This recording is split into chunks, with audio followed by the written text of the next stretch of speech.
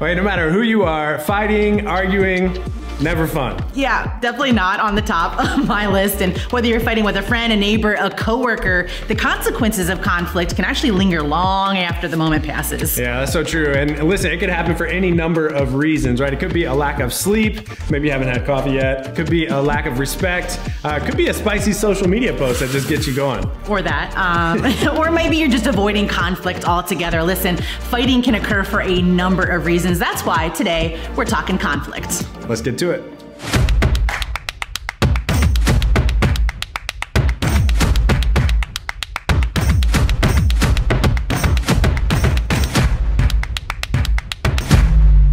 Well, hey, what's up everybody? Welcome to Epic Everywhere, a church experience designed to help you grow in your faith no matter where you're at on your spiritual journey. My name is Preston and this is Emily, and we're so glad that you're hanging out with us today. Yeah, hey everybody. Today we're continuing our But First series talking about conflict because no matter who you are, no matter what you do, you deal with conflict. Yep, everybody. Everybody does. Preston, when it comes to conflict, like what kind of fighter do you think you are? Put up the dukes, come on. I am definitely a rational to a T, like dot your I's, cross. Is that what you said? I think that's what you said. I'm gonna hold you to it. My wife loves to fight with me. I'm sorry, Megan, I'm trying to get better. No, but I've definitely had my fair share of run-ins with like umpires and referees and HOAs, and let's walk through this. It's a lot of fun. So I'm trying to get better, but that's the kind of fighter that I am. Emily, what about you? What kind of fighter are you? Yeah, I think I'm like an open opportunity fighter. I think I appreciate where everybody's coming from, but I am highly impatient. My husband can attest to this. I would just rather you tell me what you're feeling, let's make our apologies, and then let's build a bridge and get over it, because ain't nobody got time to let this thing linger, so. Don't let it linger. No. Definitely not. Hey, we all have strategies and tactics for how we fight, and sometimes we let that 5-year-old just come out, right? Nobody's ever proud of that, but we'd love to know. Don't leave Emily and I hanging. How do you fight? Drop us a comment and let us know. We'd love to hear from you.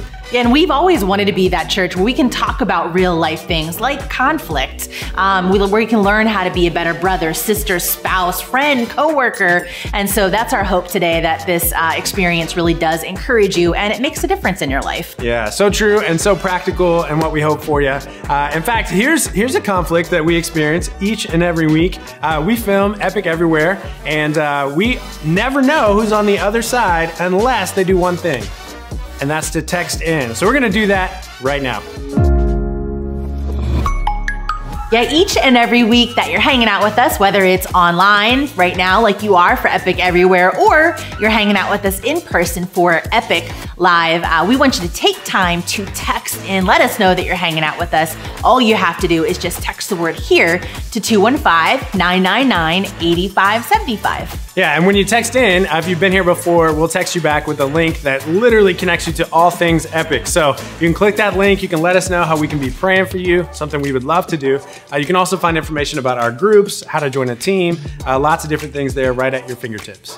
Yeah, and for anybody that is hanging out with us for the first time, first of all, welcome. We're so glad that you're here. And when it's your first time texting in, we ask you just a few questions because we want to hook you up with a free gift, a free Epic t-shirt, just to say thanks for being with us. Yeah, welcome to the Epic family. So glad that you're here. Be sure to text in so that you get that. In fact, so many people just like you have tuned in and then have started to engage with us on this YouTube platform that we crossed a huge milestone this past week. We actually hit 3,000 subscribers, which is huge. So many people just like you watching along and wanting to continue to engage with us. So thanks. If you're late to the party, it's okay. You can still hit that subscribe button and follow along. Yeah, I love that. I love it. Make sure you hit that subscribe button. And it's cool to engage with people, whether you're a block away or a whole other zip code away. It's also been really neat to see the traction that our band Epic MSC has gotten right here on YouTube. They've got an incredible playlist full of music. And I know so many people that just keep that on repeat on the regular. Yeah, over 75 songs. It's got almost 10,000 views. So no doubt their gifts and their talents are encouraging a lot of people. We're super grateful for them. Yeah, and we actually get to hear from them right now. They're gonna lead us in a song called Yes, I Will. So come on, let's go ahead and sing.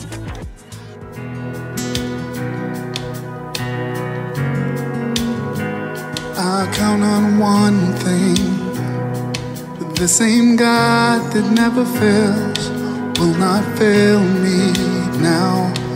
You won't fail me now in the waiting. The same God who's never late is working all things out. You're working all things out. Yes, I will lift you high in the lowest valley. Yes, I will bless your name. Yes, I will sing for joy when my heart is heavy all my days. Yes, I will.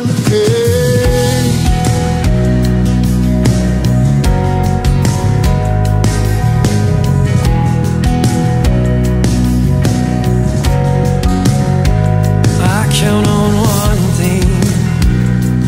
The same God that never fails will not fail me now. You won't fail me now in the waiting. The same God who's never late is working all things out, working all things out. Yes, I will lift you high in the lowest valley. Yes, I will bless your name. Yes, I will sing for joy when my heart is heavy all my days. Yes, I will for all my days. Oh, yes, I will, and I choose to praise, to glorify the name of all names. That nothing can stand against, and I choose to praise, to glorify the name of all names. That nothing can stand against, and I choose to praise, to glorify the name above names. That nothing can stand against, and I choose to praise, to glorify the name of all names. That nothing can stand against. Say, yes, I will lift you high in the lowest valley. Yes, I will bless your name. Yes, I will sing for joy when my heart is heavy all my days. Yes, I will for all my days. Yes, I will for all my days. Yes, I will.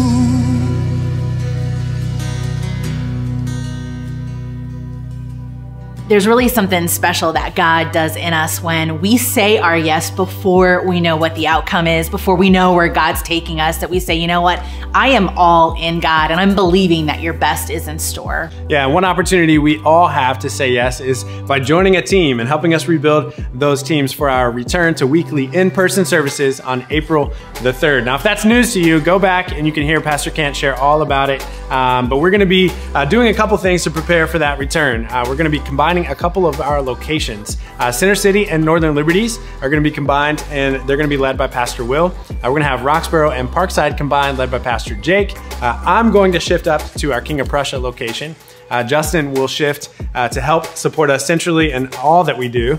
And then Emily, you're gonna be stepping in as our first official online pastor. Congrats. Yeah, hey, I can't wait to see what God continues to do with this platform. And love that Joel and I, my husband, we get to still stay tethered to Center City and Northern Liberty, still serving together and still being in community there. So hey, great stuff ahead. Absolutely. Now, hey, your yes can make all the difference when it comes to being on a team, because while we get the opportunity opportunity as pastors to often be the face of our locations, we would also be the first to tell you that the secret sauce that makes church go is every person on one of our teams. That's right. Yeah, people serving in different places, in different positions, and you're the ones who are stacking hands to really make church happen every single week. And I'm excited, Preston, because this Wednesday, we have something called Team Night going down. Let's go. Yeah, it's an entire night to celebrate all of you who are part of our teams, to celebrate all that God has done, to get encouraged, to grow together. So, hey, if you haven't yet joined a team, you need to do that. And you can just head right over to epic.church/teams to get signed up. Yeah, I mean, like Ken said a couple of weeks ago, we literally have everybody we need. You just haven't signed up yet. So go ahead, go over to the website, get signed up, and we'll help you find your spot. For sure. And one of our biggest teams is our guest services teams. And kind of as their name alludes, they're responsible for helping us to have an awesome church experience. They're responsible for helping us find a parking space, helping to make sure our coffee is nice and hot and ready for us. Cheers. They're responsible for helping us find a seat and helping us take a next step. So we're super grateful for our guest services team and thought we'd go ahead and give you a little glimpse behind the scenes. So take a look at this.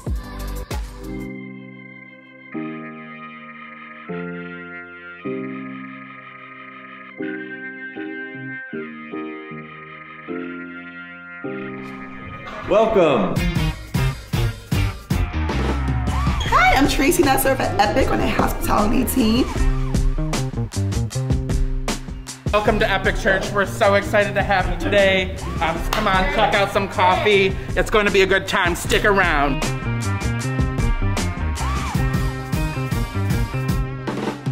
They're walking by and they're just coming in. They still want to be able to hear a word and understand what they're about to walk into. From the moment we set foot, we were like, okay, this is the church we want to be part of, and we just wanted to jump right in and get involved on a deeper level rather than just show up every Sunday. And so we said, how can we be a part of this church? We just want to jump in and go deep with them, and we want to serve and be a part of that. So what can we do? They were saying, well, hey, join a team. And so we're passionate about serving. We want to give our time and our energy, and we've been doing it every week ever since. Well, there you have it. From the streets to the seats, our guest services team is the real deal. Hey, don't underestimate the difference that your presence can make on somebody's first time at church. Yeah, and don't underestimate the difference it can make in your life. We hear all the time about lifelong friendships that are developed just by people serving on the same team. I know that's been true for me. So don't miss out. Head right over to epic.church/teams and find out where you can make a difference in someone else's life. And hey, before we get to today's message, we want to remind you that this service is made possible because of the generosity of so many people. Those of you who are giving regularly, thank you so much for your giving. If you'd like to give today and join us in that, you can text the word give to our number. That's right, and it is time, Preston. Here we go. How to resolve conflict. Pastor Kent's got a great message in store for us, and after that, we'll be back to react. Take a look.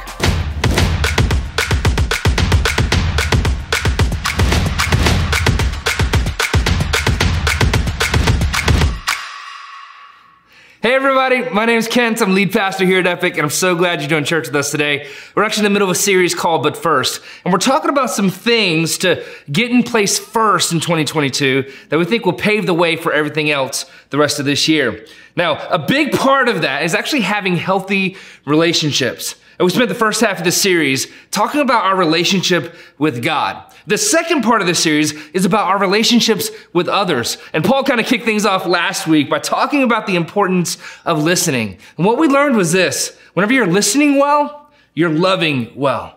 But let's face it, listening, that's become like a little bit of a lost art, hasn't it? You know what I'm saying? It's kind of like cursive, right? It's like, who knows how to write cursive anymore? Now, I didn't really realize this until recently. This past weekend, we were talking at our house, and I realized that my kids don't really know how to write cursive because they didn't really teach them in school how to write cursive. And I had this moment where I was like, oh, how are they going to sign their name? You know, like what's their signature going to be? Like, I know that there's the whole DocuSign thing on a PDF now and yada, yada, yada. But every once in a while, you have to use an actual pen and sign your name. What are they going to do? Where it says sign and print, they're just going to print their name twice? I'm like, oh no, we're like one step away from having to sign our names with a big X like they did back in the olden days. Anyways, today we're going to talk about something else that is a little bit of a lost art. And that's how to deal with conflict in a healthy and mature way. Now you would think that's just kind of something you pick up over time, something you learn about as you get a little older, but the truth is that I've met lots of 25, 35, 45, even 55-year-olds who have the maturity of a 5-year-old when it comes to how they manage conflict. And if I'm really honest, I actually have some 5-year-old moments of my own from time to time. Honestly, I think we all do, right? Like whether that's online or in traffic or at home with your family or silently to ourselves, I think managing conflict is something that a lot of us struggle with. Now, I don't mean to go off on an old man rant or anything, but I think that culturally we're kind of living at a pretty precarious time. I mean, there's conflict all around us. Like never before have people been more offensive than they are right now. And not only that, but people are more easily offended than ever before as well. And that, I think, is a recipe for disaster. It feels like more and more people just kind of demand their own way. You know what I'm saying? Like there's a word for it. People say they're a Karen. Now listen, if your actual name is Karen, I feel so sorry for you. Like, and I kind of feel you, right? I kind of get it because I don't know if you know this, but the male name for a Karen is a Ken. A Ken. I heard that and I was like, oh no, like, I am not okay with that. That's way too close. Got me out here like introducing myself weird to people. I'm like, hi, my name is Kent. Like with a hard T, so that there's no misunderstandings. Please don't call me Ken. It feels like more and more people just blame others instead of taking responsibility. It seems like people choose to pout and sulk and gossip. It feels like there's whole groups of people that like ignore conflict altogether, like just pretend it's not even there. And the sad reality is that like it's entirely possible to be in your 50s and have the maturity of a 5, 10, or 15-year-old when it comes to how you manage conflict. I mean, think about it. There are some people who really do act like babies. Like what happens when a baby doesn't get their way? They cry and scream, they throw a tantrum until someone else comes and fixes their problem. And that's fine when you're a baby, it's fine maybe when you're a toddler, but it's not cute anymore when you're 25. Come on, right? Isn't that true? Some people act like children, right? Like they're happy and content, but only as long as they're getting whatever it is that they want. And the moment that changes, oh man, it's time to put the gloves on because they're ready for a fight. Or maybe like a child, they act like it's just so easy for their feelings to be hurt. They complain or they focus on what they don't have instead of being grateful for what they do have. I mean, come on, you know people who act like this. Don't make eye contact, don't elbow anybody right now. But the truth is that some of you are married to someone who acts like this. Some of you are someone who acts like this. And some people, when it comes to conflict, they act like adolescents, right? They're like super defensive all the time. I mean, especially if there's any type of a criticism that goes their way, it's like, oh, what's that about? They have a hard time with authority. It feels like they keep score and keep record of how many times they've been wronged and what they're owed as a result of that. And as a result, their relationships become very transactional. They're quick to blame others and just shut down altogether instead of having the fortitude to actually work through some things. Listen, the truth is that we all know and we've all seen grown people, like grown folks who act these ways. And that could be for all kinds of reasons. It can be just because that's just how you grew up, right? The thing is, like, however it is we grow up, we just end up repeating many of those same patterns of behaviors that we saw modeled for us over and over and over again. But you need to know this. That's not an excuse. Like, especially if you're a follower of Jesus, because now you've been adopted into a new family. And so now it's time to learn how to manage conflict in a new way. Like, that's called discipleship. And I gotta be honest, it's hard work, but it's the kind of hard work that's worth it. Because when you put in the work, all of a sudden you'll see how you'll start to make some better decisions and you'll have fewer and fewer regrets. Now, all of a sudden, instead of reacting in the moment and losing control, now you learn how to thoughtfully respond. Now you learn how to disagree with others without disrespecting others. Now you find yourself in a place where you actually make room for other people to make mistakes, for other people to have a bad day or an off moment, for other people to just be flat out wrong. And that's okay. And you learn that you don't always have to be right. In fact, you learn that you aren't always right. And that's okay too. I mean, ultimately, I think what happens as you grow and mature in this area is that you learn to create space to love other people well, even when, and I would say especially when, there's conflict. Guys, listen, loving other people well is pretty much like the whole goal of the Christian life. And so today, I want to take some time for us to maybe sit back and look at how we manage conflict and choose a better way. I think together we can take a big step forward and leave some childish things behind. And the Apostle Paul, he said it this way. Here's what he says, 1 Corinthians chapter 13, verse 11. He says, when I was a child, I talked like a child. I thought like a child. I reasoned like a child. But when I became a man, I put the ways of childhood behind me. Paul says, hey, listen, there comes a moment in every growing person's life when it's time to put some old ways of doing things behind you. And listen, you need to know this. This doesn't have anything to do with how old you are. Like if you're a young buck, man, my hope is that today puts you in a place where you can start getting some things right before you ever have to get them wrong. And if you're an old dog, man, my hope is that you're ready to learn some new tricks.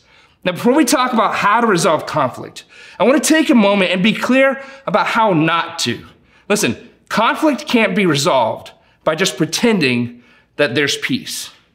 And one more time for those of you in the back. Conflict can't be resolved by just pretending that there's peace. Now, I think we do that in two ways, by avoiding and by appeasing. Now, let's talk about avoiding. A lot of times, instead of putting in the work to actually resolve conflict, we choose to ignore it.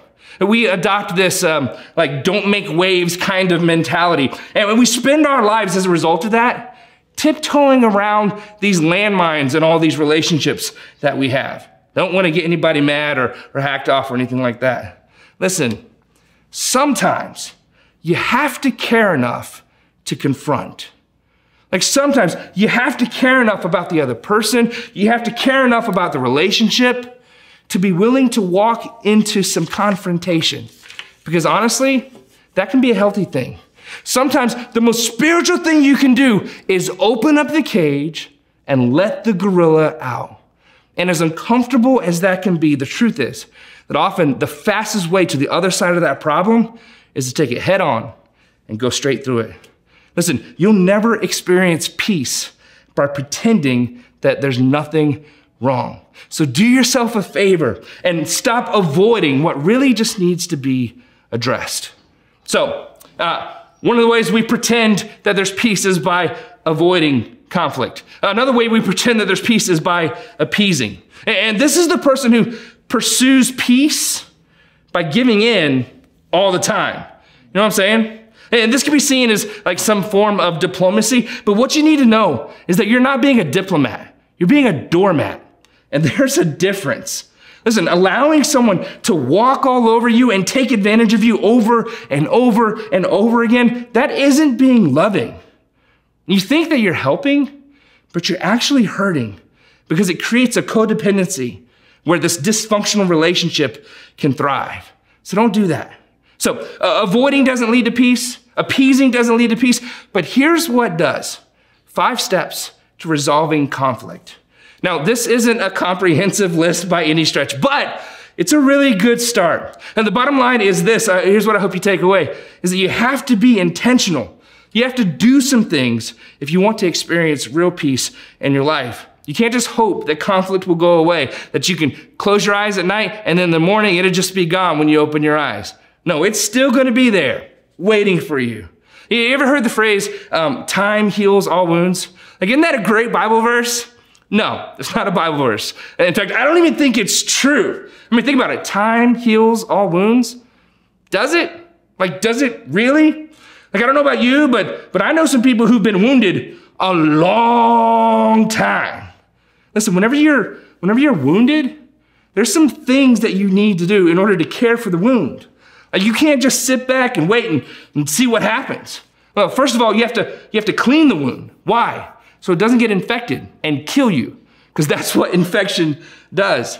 Secondly, you need to bandage the wound, to keep dirt out and to make sure that you create the kind of environment that promotes healing.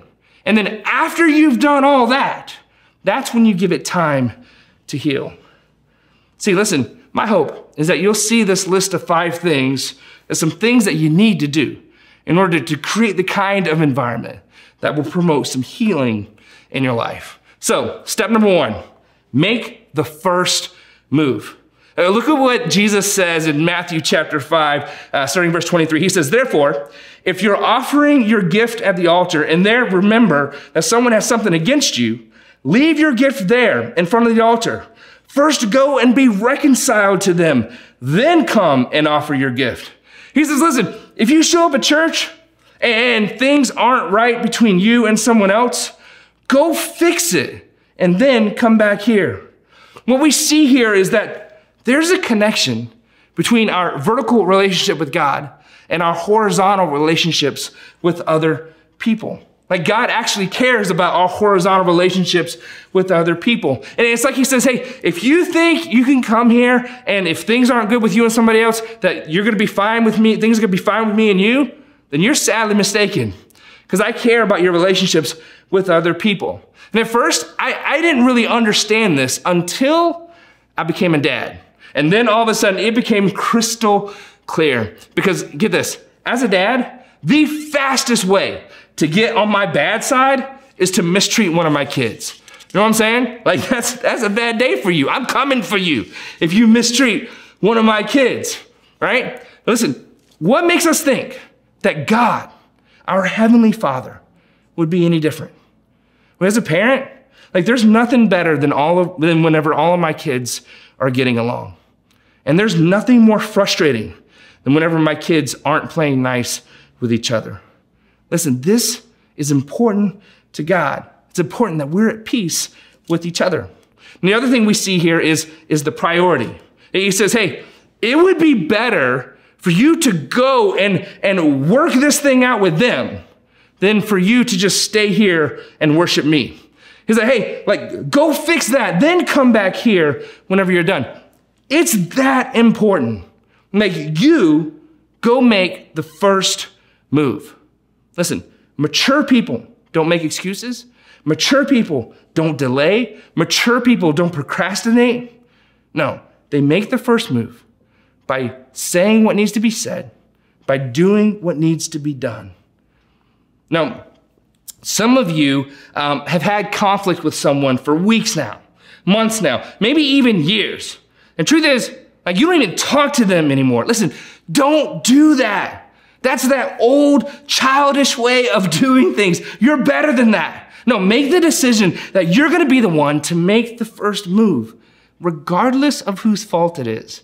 Did you notice in there it says if you show up at church and you remember that someone has something against you, it's not even you having something against them, they have something against you, whether you did it or not. It says, hey, it doesn't matter whose fault it is. You make the first move. You go to make it right. Listen, you can't be spiritually mature and handle conflict like a child. So couples, let me talk to couples for a minute. If there's hurt in your home, then make the first move. Like regardless of whose fault you think it is, just make the first move. So how do I make the first move? Plan a peace conference. Like plan a family meeting, plan a gathering, right? And listen, you need to know this, like timing is important. Like don't wait till like right before you go to bed and be like, hey, we need to talk. It's like, oh man, not right now, right? Or first thing in the morning. Sometimes things go better after coffee. I'm just saying, not my house, maybe yours, you know? But timing is important. Don't do it just when it's best for you. Do it when it's best for them as well. And then before the meeting, make sure you pause, that you pull away and that you pray. So that before you ever talk to them about it, you make sure you've talked to God about it. Then you meet with them and you, number 2, start with what's my fault. Listen, you never start with what they did wrong. Never, ever, ever, ever, ever. Like you always start by taking ownership of what you've done wrong. Even if you're like, oh man, like I haven't done much wrong. Okay, well, whatever much you did, make sure you take responsibility for that. Like whatever your part of the pie is, even if it's just 1%, you better take responsibility for that 1%. And here's why. The goal is to fix the problem, not affix blame. You know what I'm saying? The goal is to fix the problem, not to affix or assign any blame. And one of the pastors at our church, Pastor Will, and his wife, Marissa, they both have pastoral counseling degrees. And for years, I've heard them give the same advice to couples over and over and over again. And it's brilliant. Here's what they say. Remember, you're on the same team. Remember, you're on the same team. They're saying, hey, you're not fighting each other. You're fighting for each other in that you're fighting for peace in your relationship. I think whenever you begin to realize that, that's when you're more willing to start by owning your piece of the pie, right? Now, look at this verse in James. He starts with a question. He says this. He says, what causes fights and quarrels among you? Pause for a moment. Can you answer that question? Like in your life, what causes fights and quarrels among you? Hey, if I were to answer, I'd be like, I don't know. It's all these difficult people that keep showing up in my life. Like that's what causes all the fights and all the quarrels, right? But I want you to look at his answer. He says, don't they come from your desires that battle within you? He says, hey, like you fight because there's something going on inside of you. Like every argument, every fight, every conflict that you have with someone else, it's because there's this war of desires and war of wants that's happening on the inside of you. And it's happening on the inside of them. And when there's those wants conflict, it can be explosive. Listen, I want so many things. I want my own way. I want someone to respond to me in a certain way. I want to be heard. Like I want to be right. And when I'm not getting what I want, man, things boil over onto the other people around me, like anger and frustration and arguing and being passive aggressive. It just kind of comes out of me. He goes on to this verse, he says this, he says, you desire but do not have, so you kill. It's like, whoa, that escalated quickly. He says, you covet, but you cannot get what you want, so you quarrel and fight. I don't know about you, you read that, and maybe you're like, oh, look, that's not me. Like I never killed anybody yet, never did that. Listen, this is hyperbole. Like this is exaggeration. Here's what he's saying. He's saying, hey, listen, you want so badly to be right in an argument with someone that you love, that you kill the opportunity to love them well in the process. You know what I'm saying? Listen, what good is being right if you lose the relationship? What good is it? What good is being right? What good is winning if you lose the relationship? Did you really win? All you won was an argument, but you lost something so much more. Somewhere along the way, sometimes we forget that we're on the same team. Like your own posture, like how you walk into the discussion has huge implications. I know that for me, like whenever I'm humble, whenever I'm focused on submitting myself to God, I can handle just about anything. But when I'm not, I'm way more selfish, right? When I'm not, when my ego starts to get into play or my pride or my self-centeredness is involved, that's when I really get into trouble. That's when I want to just give up, honestly, and walk away. But mature adults choose to resolve conflicts instead of dissolving relationships. Mature adults choose to resolve conflicts instead of dissolving relationships. So let me give you an example. Here's a good thing to say to a person that you've had some conflict with. I'm sorry. I wasn't listening to your perspective. Can you help me understand? One more time. I'm sorry. I wasn't listening to your perspective. Can you help me understand? Listen, if you're married, whenever you say those words, your spouse is gonna drop to the floor. And when they get up though, I want you to know, all of a sudden, all that hostility that was in the air before, it'll begin to dissipate and you'll be able to start fresh. Because there's something about humility, there's something about trying to understand the other person instead of being heard in the first place or getting them to understand your perspective that's disarming. There's something about it that kind of sets the conversation up to actually be productive. So that's number 2. Number 3, confess my blind spots. This is one of those things that's really easy to see in other people, but it's hard to see when you're looking in the mirror, right? A blind spot, just by nature, it's a weakness in your life that you have a hard time seeing about yourself. I want you to look what Jesus said in Matthew chapter 7, starting verse 3. He says, why do you look at the speck of sawdust in your brother's eye and pay no attention to the plank in your own eye? He says, hey, like you might not be seeing things right. You might not be seeing things clearly. Verse 5, you hypocrite, first take the plank out of your own eye, and then you'll see clearly to remove the speck from your brother's eye. Whenever Jesus said this, everyone would have started to laugh because this is such a ridiculous thing to say. It's such a ridiculous image to bring up. Remember, Jesus was a carpenter, so I can imagine that maybe he like reached over and grabbed a big piece of wood, and whenever he said this, he says, why do you look at the speck of sawdust in your brother's eye and pay no attention to the plank that's in your own eye? And everybody's like, oh my gosh, Jesus, you're so silly. He's like, why would you do that? You know what he's saying? He's saying, listen, you have enough problems of your own. Why are you focused on everything else that's going on? Why are you focused on what they've done? When you really need to start by focusing on what you've done. That's where you start. See, we tend to magnify what other people did instead of focusing in on what we've done. But a mature person does the opposite.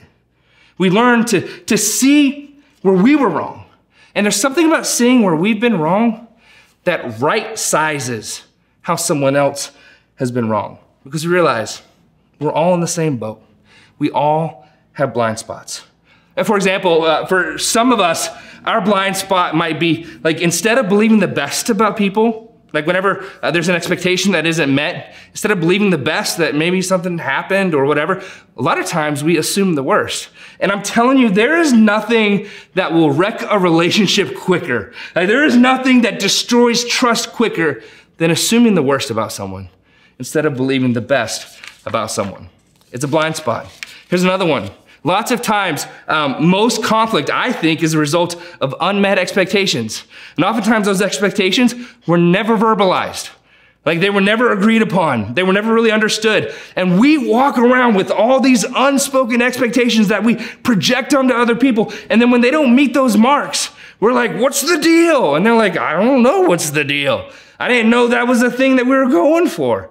Like, there was no clarity around it in the first place. That could be a blind spot as well. Listen, you've got to be willing. You've got to be willing to confess your own blind spots. Now, pro tip, if you don't know what your blind spots are, just ask someone who's close to you, because they will tell you and tell you and tell you and tell you and tell you some more.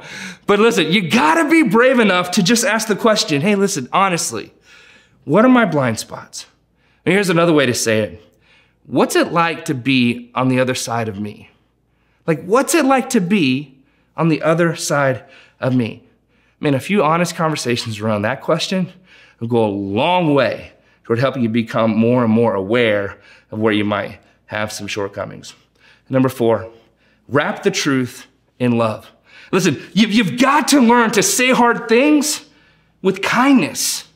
You might push back and say, well, I don't do that. I just tell it like it is. Well, there's a word for that. You're a jerk. Seriously, that's the word. J-E-R-K, jerk. Don't do that to people. Ephesians chapter 4:15 says this, speak the truth in love. Listen, just as important as what you say is how you say it. Man, if you come off as aggressive, if you come off as dismissive towards someone else, they won't be able to hear you over the volume of your attitude. You know? One of my mentors said, Kent, you gotta learn how to be steel wrapped in velvet. Steel wrapped in velvet. Listen, it's okay to say hard things if you do it in love. Like, I can hear something hard from someone if I know that they're for me, if I know they're not against me, if I know that our goals are aligned, that we just want to make each other better, that we just want this thing we're working on together to be better. Like, I can hear something hard from someone like that. But man, if I feel like they're against me, it's just, it's hard. Now, let me be clear. This isn't that old, like, say something nice and then say what you wanted to say and then say something else nice and walk out of the room. Listen, that's not kind. Like, that's confusing, right? Like, there's no clarity about that at all. That just leaves someone going, are they happy with how things are going or are they not? No, I think you just need to be able to be honest and direct. When you do stuff like that, people smell that a mile away and it just feels like, you know, some type of a gimmick. One of my good friends, Joanne, she said this, she says, there's never a reason to be unkind. Isn't that true? Like there's never a reason to be unkind. And so even in the heat of the moment, when you're really, really upset with someone else, you can treat them with respect and you can treat them with kindness because there's never a reason to be unkind. Number 5, focus on reconciliation, not resolution. Now, quick disclaimer when I talk about reconciliation. Some of you may have suffered some type of abuse in your past, and so this message in particular is a little difficult for you to hear. When you think about conflict resolution, you think about the person who hurt you in a really bad way. Maybe you suffered from the trauma of emotional or verbal or physical abuse. Listen, I am not suggesting that you look that person up and you go reconcile with them. Like, not only would that be unwise, I think that would be unsafe as well. In situations like that, the best thing to do is cut off the relationship and get away from that person because they're damaging and they're dangerous. And I think you've got your hands full just asking God to give you enough strength to be able to forgive that person in your heart. And just a little note about forgiveness. Forgiveness isn't about someone being sorry. It isn't about someone apologizing. Forgiveness is for you. It's not for them. It's for you.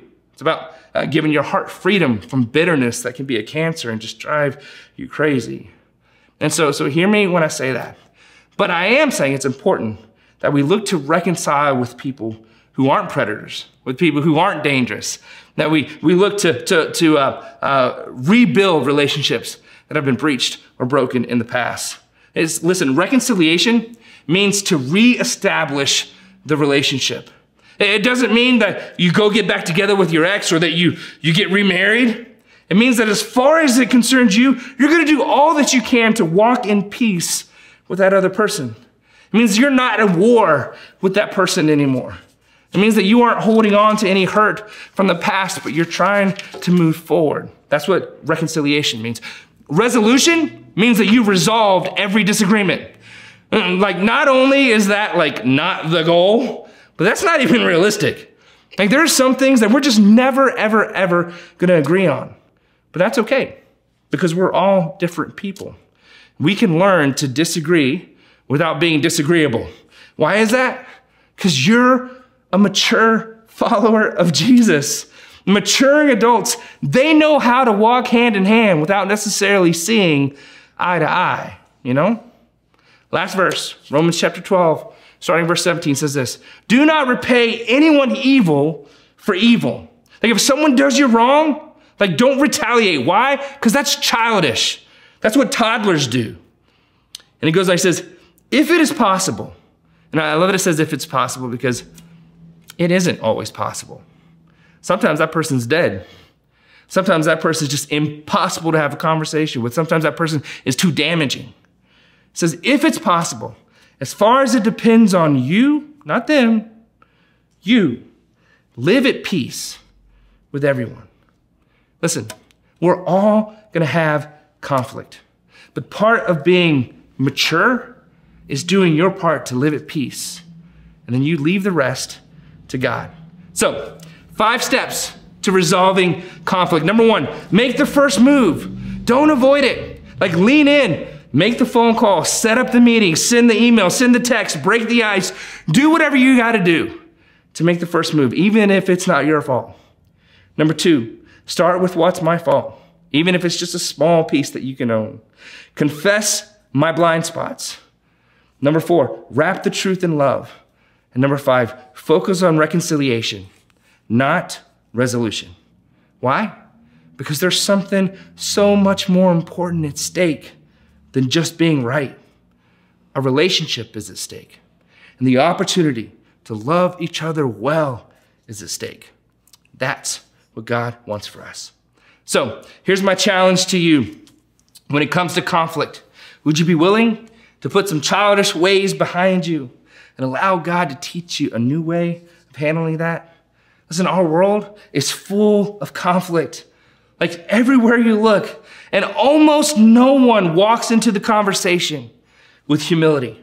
Almost no one is willing to go first. Almost no one is willing to believe the best instead of assuming the worst. Almost no one admits fault and confesses their blind spots. Almost no one wraps the truth in love. Almost no one prioritizes the relationship over being right.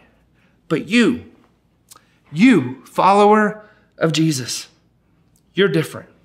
You're part of a new family that does things in a different kind of way. So, let me pray for you. God, we love you. We thank you so much that you first loved us. Give us the wisdom to know what to do with what we just heard and the courage to do it. In Jesus' name, amen. And listen, love you guys. See you next week. Okay, there you have it. Conflict is inevitable. Resolving conflict, though, is not guaranteed just because we get a little older, right? No. So let's take that challenge. Let's take that opportunity this week. Maybe you have a relationship in your life, and this is your challenge to do something about that this week. Take the first step, just like Kent challenged us to do. For sure. And also, we have a couple other next steps that you can take. Listen, if you haven't yet made the decision to follow Jesus, that is your next step. We want to be able to celebrate life change with you. Also coming up on March 6th, we've got baptisms going down. So if you haven't gotten baptized, when you text into us, just respond and let us know that you want to be baptized, and we'll make sure that you get all the info. Yeah, March 6th is going to be a great day, not only celebrating the baptisms that are taking place, but a lot of the different things that God's doing in the life of our church that we're excited to take those next steps in. So bring a friend, make plans to be there, protect that date. We'd love to see you in person. For sure. Well, hey, thank you so much for being with us today. Wait. It is the first time that we can say this. Join 3,000 other people and subscribe to our channel. Come on. You can see how passionate Preston is. Yes, make sure that you get subscribed. And if you are new, stick around, because Pastor Kent would love to say hey and invite you to the next welcome party. See ya, everybody. Kelly, put up your dukes. Hey. Well, hey, thanks again for doing church with us today. If you're new, we're glad you're here. I want you to know we do church just like this online every single week, and we'd love for you to be a part. If you're local, we have large in-person gatherings once a month called Epic Live. It's a full-on celebration. So check out our website for a location that's nearest you. And listen, we'd really love to meet you. So I want to personally invite you to something called the Welcome Party. It's an opportunity for us to connect, hear some of your story, and share some of ours. So text the word HERE to the number on the screen. We'll get you all hooked up. Listen, I really do believe that God has an incredible plan for your life. And we just want to do our part to help you discover what that is. So thanks again for hanging out with us. We'll see you again next week.